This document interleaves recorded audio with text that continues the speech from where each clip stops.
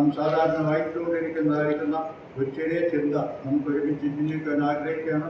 വെളിപ്പാട് പുസ്തകം അതിൻ്റെ 5-ാം അധ്യായത്തിൻ്റെ 5-6 വാക്യങ്ങളിൽ വായിക്കുവാൻ ആഗ്രഹിക്കുകയാണ്.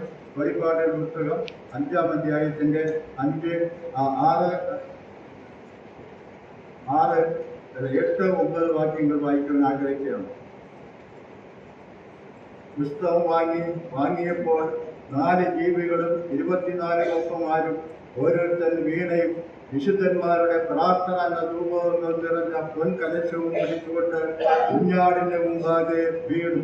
പുസ്തകം വാങ്ങുവാനും അതിന്റെ മുദ്ര പൊട്ടിപ്പാനും നീ യോഗ്യൻ. നീ അറുക്കപ്പെട്ടു.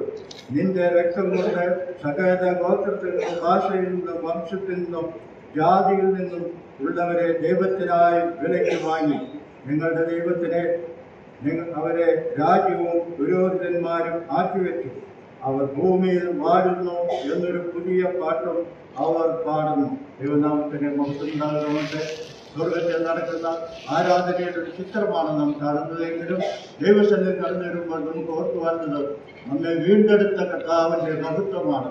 നമ്മൾ വായിക്കുന്നത് സകല ഗോത്രത്തിൽ നിന്നും ഭാഷയിൽ നിന്നും ജാതിയിൽ നിന്നുള്ളവരെ വിലയ്ക്ക് വാങ്ങി. നമ്മെ ജാതികളായിരുന്നു, നമ്മെ വിലയ്ക്കുവാങ്ങുവാൻ യാതൊരു യോഗ്യതയുണ്ടായിരുന്നില്ല.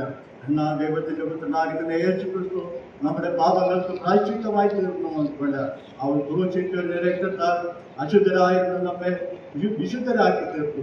ജാതികളായിരുന്നു നമ്മെ ദൈവത്തിന്റെ മക്കളാക്കി തീർത്തു.